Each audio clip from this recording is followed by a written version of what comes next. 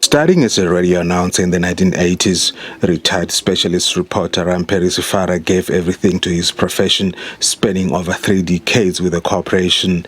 Known for working mainly untrodden paths to uncover some of the most engrossing stories, Sefara is one of the industry juggernauts who left a lasting legacy. 1995 and 1994, and it was election, and after elections, I moved to the news when the SABC started to build news offices in all provinces.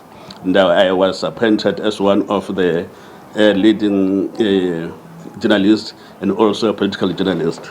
Sefara has recollected some of the earth-rattling stories he reported during his time at the SABC News. One of them is the spine-chilling story of the murder of Tsepo Matloha, a young man who was beaten to death by a group of rugby players in Bochum, now Sinobrana. The other story is the story of Tsepo Matloha, who was killed at the Dundrum farm when he was poaching. Then the guys who killed him, they threw him into the Flagbush Dam, which was called Arabi Dam.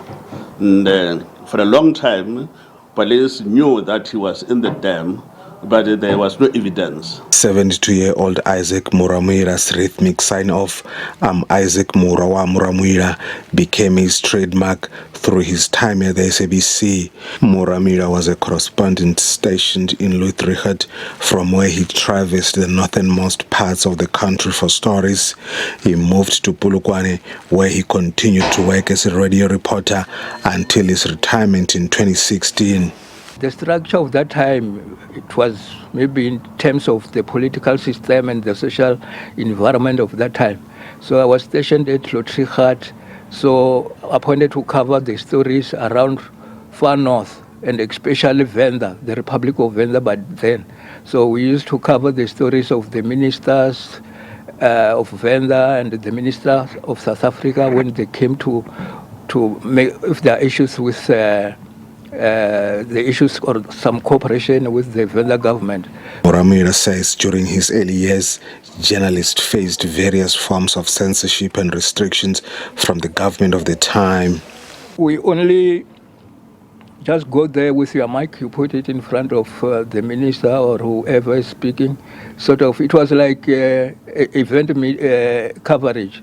So he or she will say whatever they want to say. There was no time or no allowed to make a follow-up question, like if maybe there is budget speech or they are saying there's a problem of ABCD. They were not given the time, or they were not allowed to question them further.